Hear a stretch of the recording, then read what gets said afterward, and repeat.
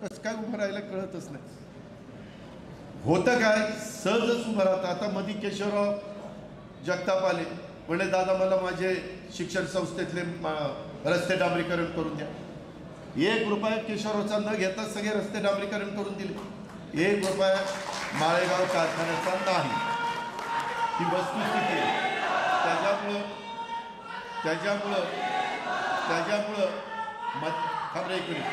त्याच्यामध्ये मधी माझ्या बारामती शहरातनं आपला जो स्टोरेज टँक आहे तिथपासून माझ्या जळोचीच्यापर्यंत लाईनिंग केलं.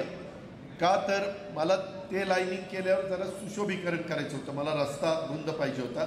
वरनं जाताना लोकांना चालायला यायला. ह्याच्या आधी तुम्ही विसरून जाता लवकर, ह्याच्या आधी बारामतीच्या कॅनलवरून चालत असताना काय अवस्था होती.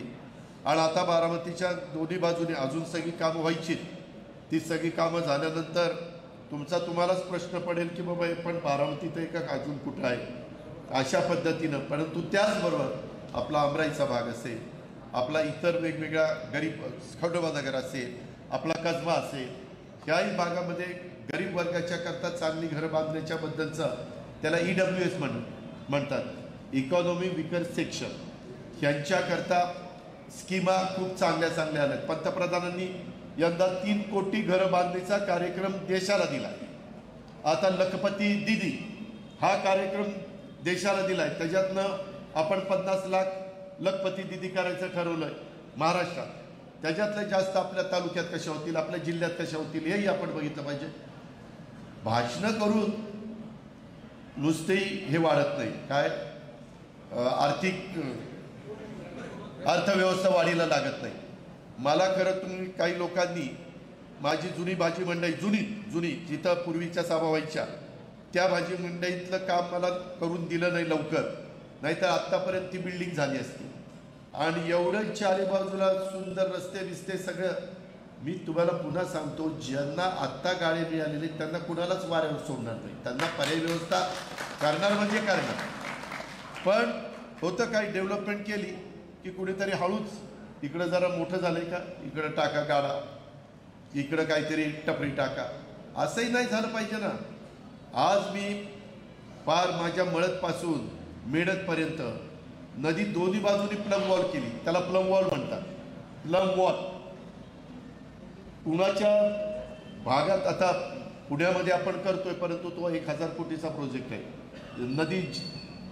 नदी सुधार कार्यक्रम त्याच्यामध्ये. परंतु आपण असं केलं, मी इरिगेशन वगैरेंना माझ्याकडे डिपार्टमेंट होतं त्यांना तज्ज्ञांना तिथं हे पाहायला सांगितलं.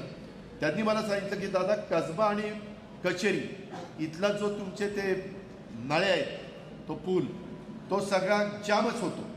त्याच्यावर तिथंच पाणी अडतं. फुटब्रिज तेच सगळं घाण करते म्हणले तुमची. आणि लेंडी नाल्यातनं येणारं पाणी तेही पुढं बसत नाही.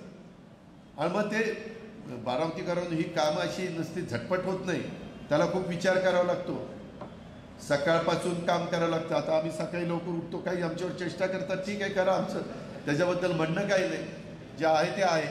पण आम्ही कामाकरता करतो, समाजाच्या कामाकरता करतो.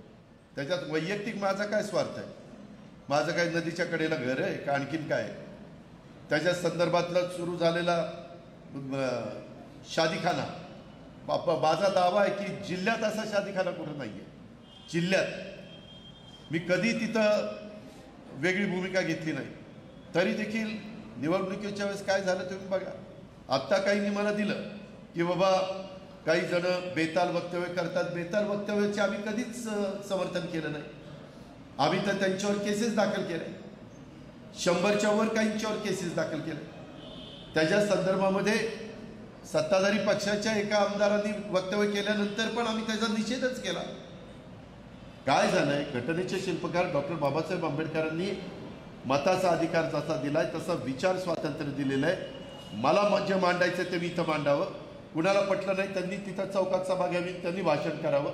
आपल्याकडे पूर्वी बघा, मी आता विसरलो तो काळ, परंतु एक ती कोंबड्याचा आवाज काढायचा, कोण आघोर यायचा, आवाज काढायचा, त्याची खूप कोंबडा असायची. पण काही दिवस आपण ती करमणूक पण बघितलेली. त्याच्या संदर्भात अशा सगळ्या गोष्टी तुम्ही पाहिलेल्या आहेत. त्यामुळं ह्या सगळ्या गोष्टी करत असताना आज पण आम्ही सांगतो, आम्ही शिवशाहू फुले आंबेडकरांची विचारधारा सोडलेली नाही आहे. माझ्या अर्थसंकल्पात ते लिहिलं आहे.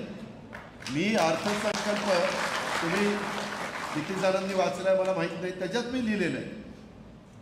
त्याच्या संदर्भामध्ये ज्याच्यातनं समाजामध्ये तेढ निर्माण होईल, समाजामध्ये दुई निर्माण होईल, अंतर पडेल, गैरसमज निर्माण होतील, वितुष्ट येईल, अशा गोष्टी कुणीच नाही केल्या पाहिजे. कुठल्याही धर्माने सांगितलं नाही, कुठल्याही पंथाने सांगितलं नाही, कुठल्याही जातीने सांगितलं नाही. प्रत्येकाने एकमेकाचा आदरच केला पाहिजे. प्रत्येकाने एकमेकाच्या सणावारीमध्ये सहभागी झालं पाहिजे. ते आपण होतो, आपण ते कुठं नाकारत नाही. परत एक मिनिट तू थांब. त्याच्या माझंही तेच म्हणणं आहे, कुणीतरी अरे शासन करायला कायदा पाहिजे ना. शाश्वत अरे शाश्वत काय की बाबा हे आम्ही ह्याच्या विरोधातच आहे. आता काय स्टॅम्पवर लिहून देऊ? तेच सांग. अरे प्रत्येक वेळेस सांगितलेलं आहे, पुन्हा पुन्हा तेच तुम्ही मला म्हणता शाश्वत करा, शाश्वत करा. इतके दिवस आम्ही 34 वर्ष काम करत असताना कधी कुठल्या बारामतीतल्या ह्याच समाजावर अन्याय झाला एकाने उठून सांगावं की इथं बारामतीमध्ये अन्याय झाला? एवढं आम्ही एक परिवारासारखं एकमेकाला आधार त्या ठिकाणी दिला. आणि पुढंही ते उर्दू शाळेच्या जागा नाही मिळाली, नाही तर पैसे येऊन पडलेले तिथं. वक्फ बोर्डाची काहीतरी जमीन लागते, त्याकरता आपण सगळे प्रयत्न करतो. ह्या सगळ्या गोष्टी चाललेल्या आहेत आणि जबाबदारी अनेक प्रकारची आपल्यावर वाढलेली आहे. त्यामुळं तेही सगळं आपल्याला पाहावं लागतं. परंतु मला एवढंच सांगायचं आहे की हे सगळं करत असताना माझा कार्यकर्ता कसा सक्षम होईल याचा प्रयत्न मी पण केला पाहिजे आणि तुम्ही पण त्या पद्धतीनं वागलं पाहिजे. गरज सरो आणि वैद्य मरो असं होता कामा नये. काही लोक बघतात, काही तर मला येऊन सांगतात, दादा हे काम करावं, नंतर मी पक्षाकरता 24 तास, ते काम झाल्यावर 2-4 दिवस तोंड दाखवते, परत 24 तास दिसतच नाही. मी 34 वर्षात खूप उदाहरणं बघितली, पण कुठं बोलता काय करता आधीच आपलं कडक बोलणार, रोखोक बोलणार म्हणून आपली ओळख, कुठं काय करतात त्या पद्धतीनं ह्या गोष्टी चालतात. मला एवढंच तुम्हाला सांगायचं, बारामती शहर असो, बारामती तालुका असो, विविध विकास कामांच्या योजनामध्ये कार्यकर्त्यांच्या फळीला त्या ठिकाणी कसं सामावून घेता येईल, विविध कार्यकर्त्यांना विविध क्षेत्राची जबाबदारी त्या ठिकाणी कशी देता येईल, ह्याचबद्दल सगळ्यांनी प्रयत्न त्या ठिकाणी केला पाहिजे. आणि ही शेवटी कुणाची एकट्याची मक्तेदारी नाही, ही सामूहिक जबाबदारी. मी जरी असलो आज तुमचा लोकप्रतिनिधी, तरी काही महत्त्वाचे निर्णय असतात त्यावेळेस आम्ही पण 4-10 लोकांशी बोलून साधारण तुमचं मत काय, अंतिम निर्णय मी घेणार, पण मत काय, वा सुनील भगत तुमचं मत काय, अविनाश गोखले तुमचं मत काय, असं आपण विचारतो. जास्त मतं घेतली तर आपल्यालाही निर्णय घ्यायला. आज देखील मी सरकारमध्ये काम करतो, अर्थसंकल्प सादर करतो, तेव्हाही मी रिटायर झालेल्या अधिकाऱ्यांशी पण बोलतो. माझ्याबरोबर